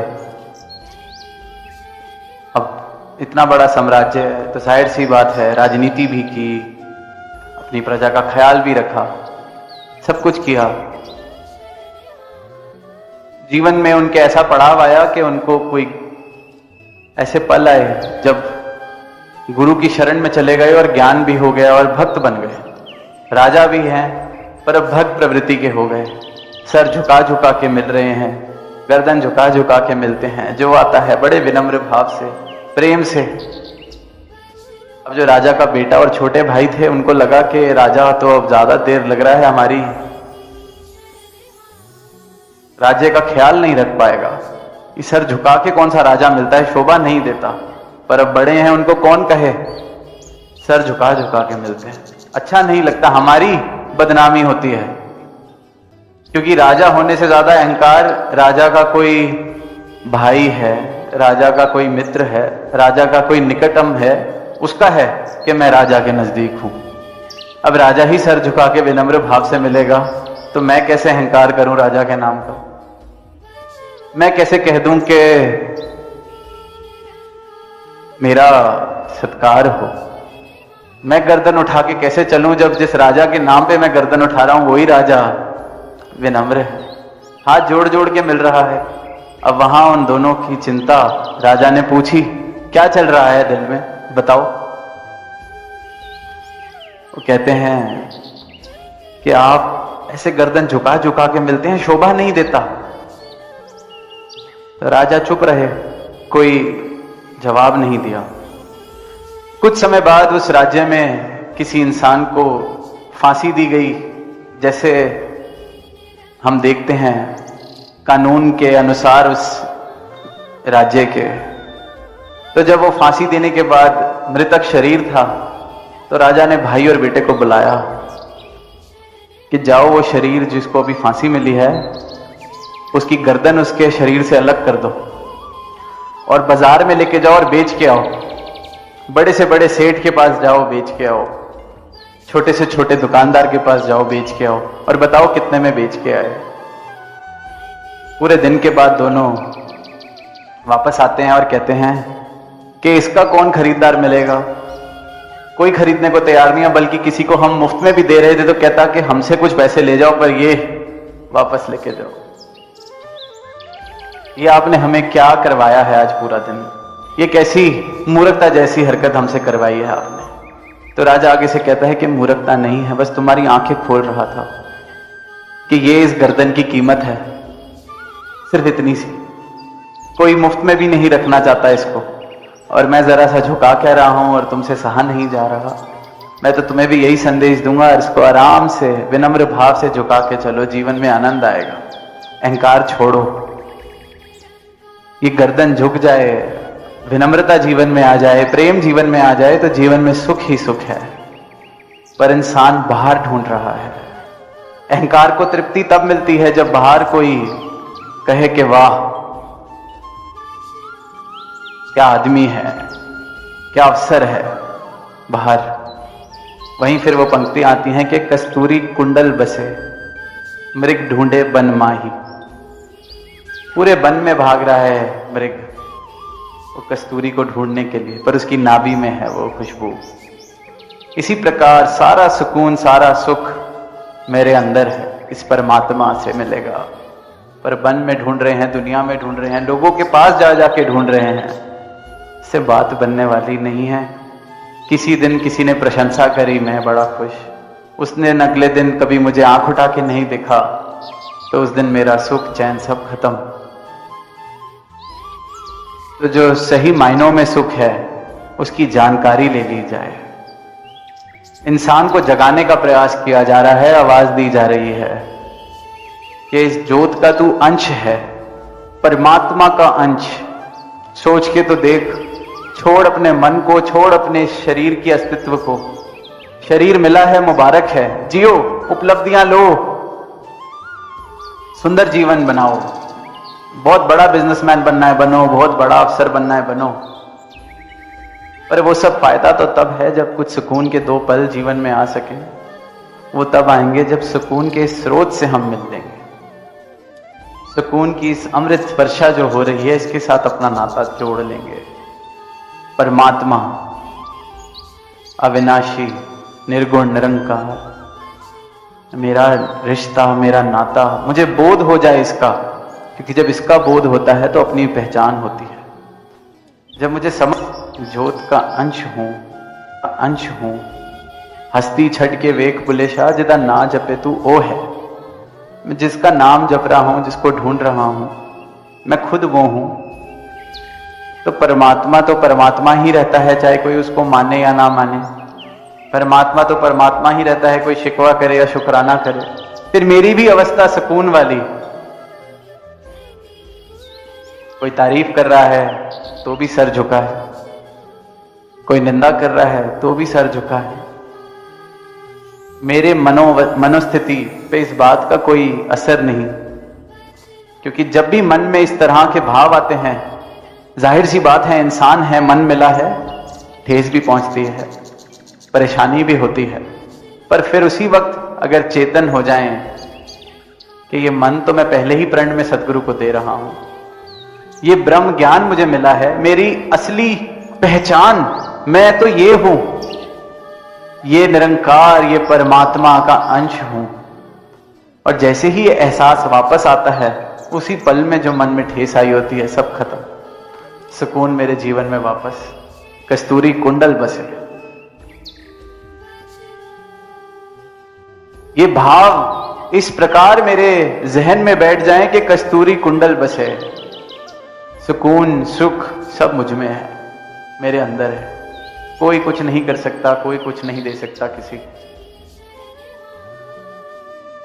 पर इंसान ऐसी निद्रा की अवस्था में है, रोज दुख ले रहा है, रोज दुख उठा रहा है, पर इस बात को नहीं पूछ रहा कि मुझे इस दुख से निजात कैसे मिले, बल्कि और जद्दोजहद करता है फिर, जैसे अंधेरे से लड़ाई कोई कर रहा हो। इंसान की बिल्कुल वैसी हालत है, अंधेरा है जीवन में और अंधेरे को दूर करने के लिए अंधेरे से लड़ाई कर रहा है, हाथ पैर मार रहा है कि मैं अंधेरे को हरा दूं। कैसी मूर्खता है। अंधेरा सिर्फ एक छोटी सी क्रिया से खत्म हो सकता है, रोशनी, माचिस की तिल्ली, दिया या कोई बल्ब या कोई ट्यूबलाइट, कोई भी रोशनी का ऐसा स्रोत वहां लगा दिया जाए। इंसान जिस दुख से परेशान है, सुख चाह रहा है, अपने लिए और दुख लिए जा रहा है, क्यों नहीं देख पा रहा? ऐसी कौन सी पट्टी आंख पे बांध ली है कि अपना दुख नहीं दिखता है इंसान को? आदी हो गया है, उसको लगता है यही जीवन है। इसलिए बार बार संत कहते हैं कि जागो, उठो, आंख खोल के जरा ये स्वप्न की गहरी नींद से ऊपर उठो, देखो जीवन को, देखो खुद को। कस्तूरी कुंडल बसे, इस परमात्मा के दर्शन करो जिसका नाम सिर्फ लिए जा रहे हो, नाम लेने से बहुत ऊपर है, प्राप्त करो। मुबारक है नाम लिए जा रहे हैं, मुबारक है जिक्र किए जा रहे हैं, पर प्राप्ति, मनुष्य तन मिला है इसकी प्राप्ति के लिए, प्राप्त कर लिया जाए।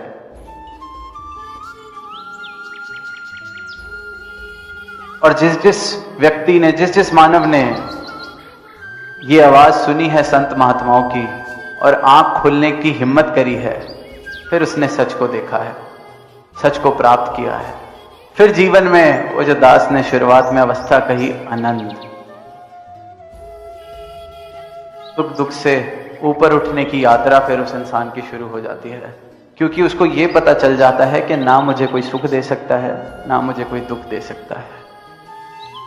कई बार सब कुछ हो सामने, पूरा परिवार मेरा मुझे इतना प्रेम करता हो, इतना ख्याल छोटी छोटी बातों का मेरी रखते हो, जैसा मुझे रहना पसंद है वैसे रहने दिया जाता हो, जैसा मुझे खाना पसंद है मेरे लिए वैसा खाना बनाते हो, जो मैं काम करना चाहता हूं मुझे वो काम करने दिया जाता हो, कोई रोक टोक ना हो। अब इससे ज्यादा तो कोई साथ रहने वाला किसी के लिए कर नहीं सकता। फिर भी देखा जाता है मैं सुखी नहीं हूं, फिर भी देखा जाता है, मन में लगता है अभी भी कोई कमी है। सब कुछ कर दे सामने वाला, सारे प्रयास भी कर दे, अगर मैं सुखी होना नहीं चाहता तो मैं को कोई सुखी नहीं कर सकता, किसी इंसान को कोई और सुखी नहीं कर सकता। इसी प्रकार मेरे दुख का और मेरे सुख का, दोनों का ही कारण सिर्फ और सिर्फ मैं हूं। मेरी अज्ञानता है, मेरी मूर्खता है। और इंसान बार बार दूसरों पे आरोप लगा रहा है, इसने मुझे सुखी नहीं किया, इसने मुझे दुखी कर दिया, इसने मेरा सत्कार नहीं किया, इसने मुझसे माफी नहीं मांगी।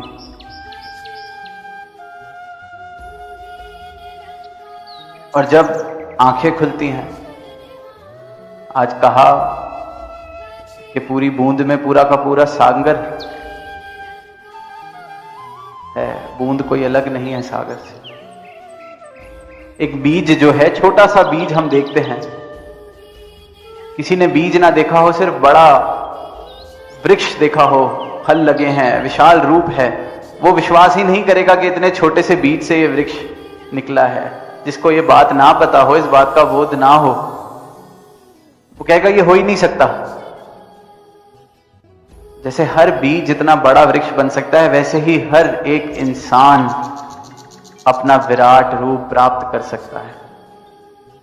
हर एक इंसान, जैसे हर एक बीज इस विशाल रूप को प्राप्त कर सकता है, वैसे हर एक इंसान इस विराट के दर्शन करके खुद विराट हो सकता है।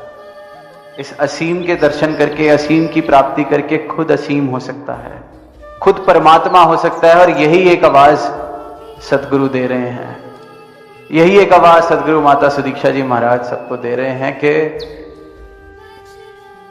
निरंकार ब्रह्म ज्ञानी आप निरंकार, इस निरंकार को प्राप्त करो, इसके साथ ऐसा नाता जोड़ लें अपना, ऐसा समर्पण भाव हो जाए अपनी मैं का कि फिर बचे ही सिर्फ ये निरंकार।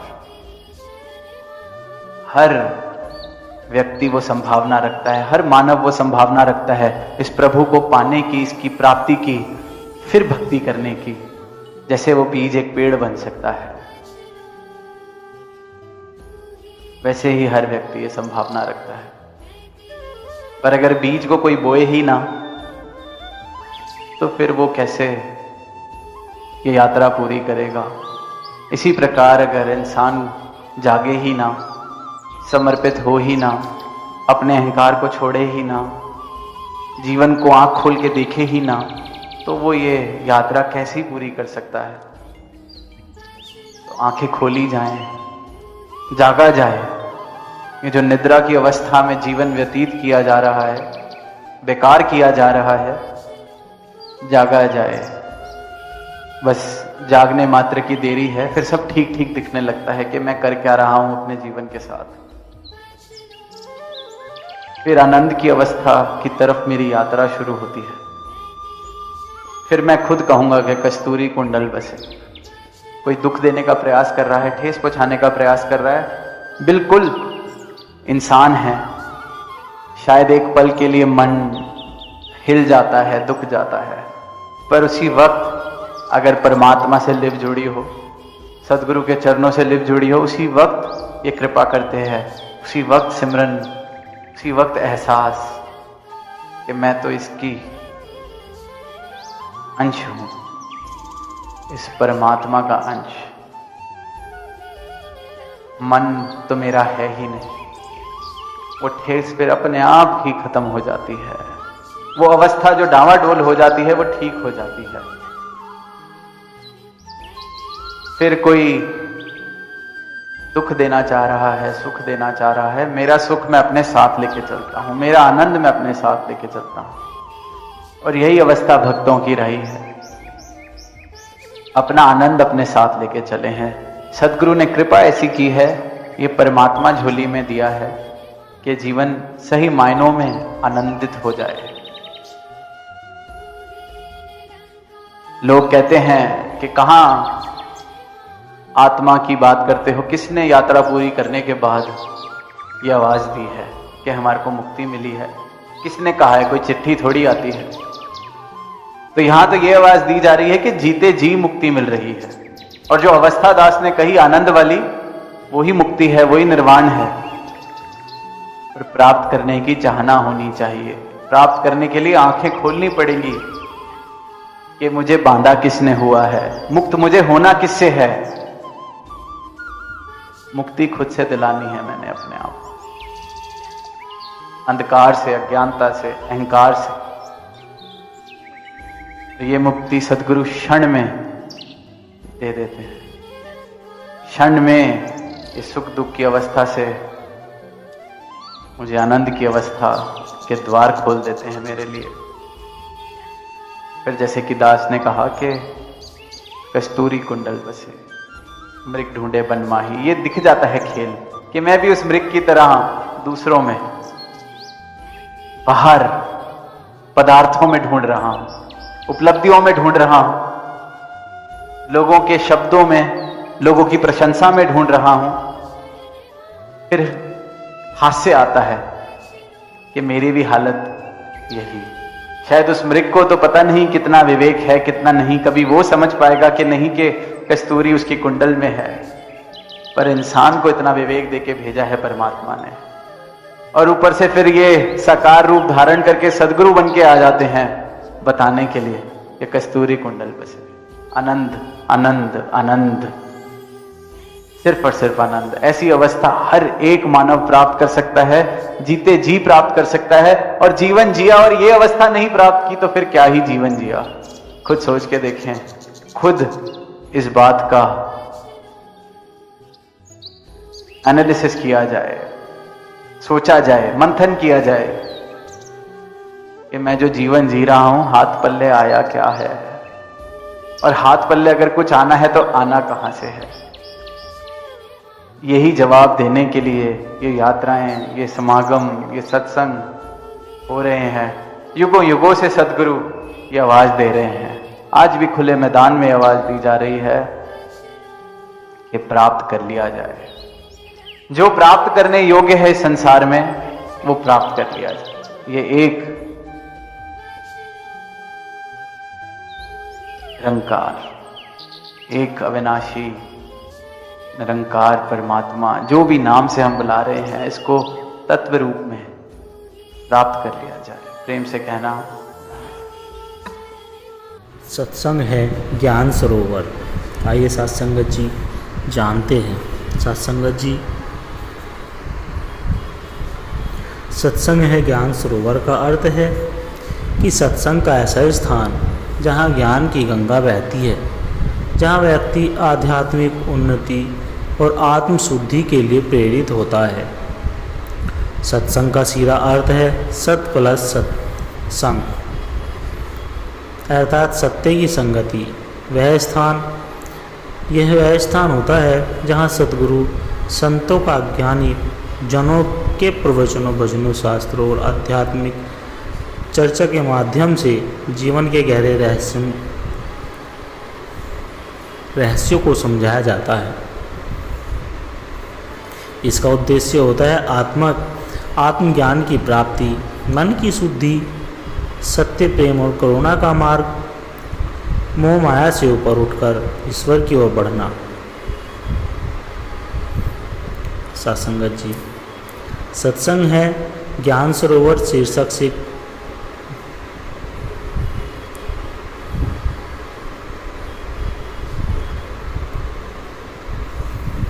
सत्संग के महत्व पर प्रवचन। सत्संगत जी, ज्ञान की प्राप्ति। सत्संग के माध्यम से व्यक्ति सही और गलत का भेद समझ पाता है। यह आत्मज्ञान प्राप्त करने का प्रमुख साधन है। मन की शुद्धि। सत्संग में सतगुरु के वचनों से मन की शुद्धियाँ दूर होती है, अशुद्धियाँ दूर होती है और सत्य का प्रकाश फैलता है। भक्ति का समर्पण। सत्संग व्यक्ति को ईश्वर की ओर उन्मुख करता है, जिससे उसमें श्रद्धा और भक्ति की भावना जागृत होती है। सत्संग का सानिध्य। जब कोई व्यक्ति संतों और विद्वानों की संगति में बैठता है तो वह उनके अनुभवों और उपदेशों से लाभवान होता है। मोह माया से मुक्ति। सत्संग व्यक्ति को जीवन की असारता का बोध कराता है और उसे ईश्वर के सच्चे प्रेम की ओर ले जाता है। सत्संगत जी,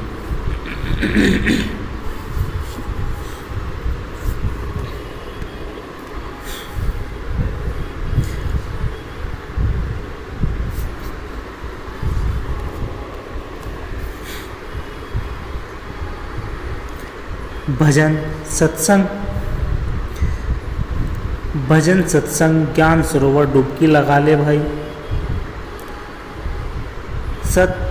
सत्संगति कीजिए साधु की, हरि कथा सुहाए।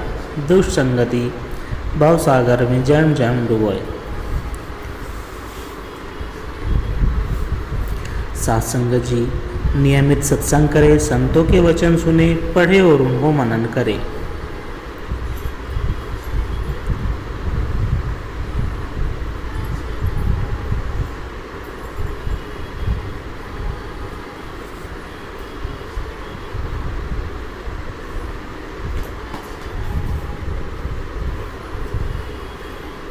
सत्संगत जी, बहुत समय पहले की बात है। काशी नगर में संत रविदास जी रहते थे। वे जूते बनाने का कार्य करते थे, लेकिन उनका मन हर समय ईश्वर के भजन और सत्संग में रमा रहता था। एक दिन एक विद्वान ब्राह्मण संत रविदास जी के पास आया और बोला, रविदास, तुम एक साधारण मोची हो, तुम सत्संग से क्या प्राप्त करोगे? रविदास जी मुस्कुराए और बोले, हे ब्रह्मदेव, सत्संग वह है जहाँ आत्मा का सच्चा ज्ञान मिलता है। जब लोहे को पारस पत्थर छू ले तो वह भी सोना बन जाता है। वैसे ही साधु संग से मनुष्य का जीवन धन्य हो जाता है। सत्संगत जी, इस कथा से हमें सीख मिलती है कि सत्संग किसी जाति, धर्म या स्थिति से परे होता है। यह आत्मा की उन्नति का साधन है। संत कबीर जी कहते हैं, सत्संग जाकी रहनी, हरि कथा जाकी कथनी, नंद ब्रह्म की पारस मणि, तिनके संग पलट लोहन। सत्संगत जी, राजा जनक बहुत ज्ञानी थे, लेकिन उन्हें हमेशा एक प्रश्न सताता था कि सत्य क्या है। उन्होंने अनेक विद्वानों से पूछा, लेकिन कोई उन्हें संतोषजनक उत्तर नहीं दे सका। अंत में महर्षि अष्टावक्र उनके दरबार में आए। राजा ने पूछा, गुरुदेव, मैं सत्य को तुरंत जानना चाहता हूँ। महर्षि ने कहा, हे राजन, सत्य को जानना चाहते हो तो पहले अपने मन को शुद्ध करो। केवल सत्संग ही तुम्हें अज्ञान से मुक्त कर सकता है। फिर उन्होंने एक दीपक जलाकर दिखाया और कहा, जिस प्रकार अंधकार में दीपक जलते हैं और प्रकाश फैल जाता है, उसी प्रकार सत्संग के प्रकाश से अज्ञान दूर हो जाता है। राजा जनक को आत्मज्ञान प्राप्त हुआ। उन्होंने जाना कि जब तक मन सत्य से नहीं जुड़ता, तब तक जीवन में शांति नहीं मिलती। तुलसीदास जी कहते हैं, बिन सत्संग विवेक न हुई, राम कृपा बिना सुलभ न सोई। सत्संगत जी, सत्संग में जीवन का महत्व। किसान की कथा। एक गांव में एक गरीब किसान रहता था। वह बहुत परिश्रमी था, लेकिन उसका जीवन चिंताओं से भरा हुआ था। एक दिन वह संतों के सत्संग में गया। वहाँ संत कह रहे थे, हे मनुष्य, यदि जीवन में शांति चाहते हो तो भक्ति और सत्संग को अपनाओ। किसान को लगा कि यह प्रवचन तो उसके लिए ही था। उसने मन ही मन निश्चय किया कि वह प्रतिदिन सत्संग करेगा और भक्ति मार्ग पर चलेगा। कुछ वर्षों बाद उसी गांव में एक धनिक व्यक्ति बीमार पड़ा। उसके पास धन बहुत था, लेकिन शांति नहीं थी। जब उसने किसान को प्रसन्न देखा तो उसने पूछा, भाई तुम हमेशा खुश कैसे रहते हो? किसान ने उत्तर दिया, भाई मैंने सत्संग से जीवन जीने की कला सीखी है। अब मेरा मन किसी भी परिस्थिति में विचलित नहीं होता। इस कथा से हमें यह सीख मिलती है कि धन से शांति नहीं मिलती, बल्कि सत्संग से मन का सच्चा संतोष प्राप्त होता है। संत कबीर जी कहते हैं, सत्संगति कीजिए साधु की, हरि कथा सुहाए, दुष्ट संगति भवसागर में जन्म जन्म डुबाए। सत्संगत जी, एक व्यक्ति जो हमेशा परेशान रहता था, सत्संग में जाने के बाद उसके जीवन में चमत्कारी परिवर्तन आया। उसने सीखा कि सच्ची खुशी बाहर की चीज़ों में नहीं, बल्कि आत्मज्ञान में है। सत्संगत जी, संत का वरदान। बहुत समय पहले की बात है। हिमालय की गहराइयों में एक छोटा सा गांव था। उस गांव में एक धीरज नाम का युवक रहता था। वह बहुत बुद्धिमान था, लेकिन उसके मन में हमेशा एक प्रश्न उठता था, जीवन का वास्तविक उद्देश्य क्या है? एक दिन गांव में एक अजनबी साधु आए। उन्होंने आंखों में असीम शांति थी और मुखमंडल पर दिव्यता झलक रही थी। गांव के लोग उनका सम्मान करने लगे। धीरज ने जाकर साधु से प्रश्न किया कि महात्मा जी, क्या आप मुझे जीवन का वास्तविक उद्देश्य समझा सकते हैं? साधु मुस्कुराए और बोले, बेटा, जीवन का उद्देश्य जानना चाहते हो तो मेरे साथ यात्रा पर चलो। धीरज तैयार हो गया और दोनों हिमालय की ओर निकल पड़े। चलते चलते वे गहरी नदी के किनारे पहुँचे। संत ने कहा, इस नदी को पार करना है, लेकिन बिना किसी शिकायत के। धीरज ने देखा कि पानी बर्फ के समान ठंडा था। उसके पैर सुन्न होने लगे, लेकिन उसने कोई शिकायत नहीं की। जब वह पार पहुंचा तो संत बोले, तुमने पहली परीक्षा पार कर ली। जीवन में सत्य को पाने के लिए धैर्य आवश्यक है। कुछ दूर चलने के बाद उन्होंने एक बूढ़े व्यक्ति को भूखा प्यासा पड़ा देखा। संत ने धीरज से कहा, क्या तुम इसे अपना भोजन दे सकते हो? धीरज ने बिना किसी संकोच के अपने पास रखा भोजन उस व्यक्ति को दे दिया। संत बोले, दूसरी परीक्षा भी उत्तीर्ण। सच्ची आध्यात्मिकता सेवा में है। जब तुम दूसरों की भलाई के लिए अपना सुख छोड़ सकते हो, तब ही तुम परमात्मा के निकट हो सकते हो। आगे बढ़ते हुए वे एक पहाड़ी पर पहुँचे। वहाँ एक पत्थर पर लिखा था, जो यहाँ तक पहुँचा वह ज्ञान के द्वार तक आया, लेकिन जो स्वयं को ज्ञानी समझे वह यहीं रुक जाएगा। धीरज ने पढ़ा और कहा, महात्मा जी इसका क्या अर्थ है? संत बोले, बेटा सबसे बड़ी बाधा अहंकार है।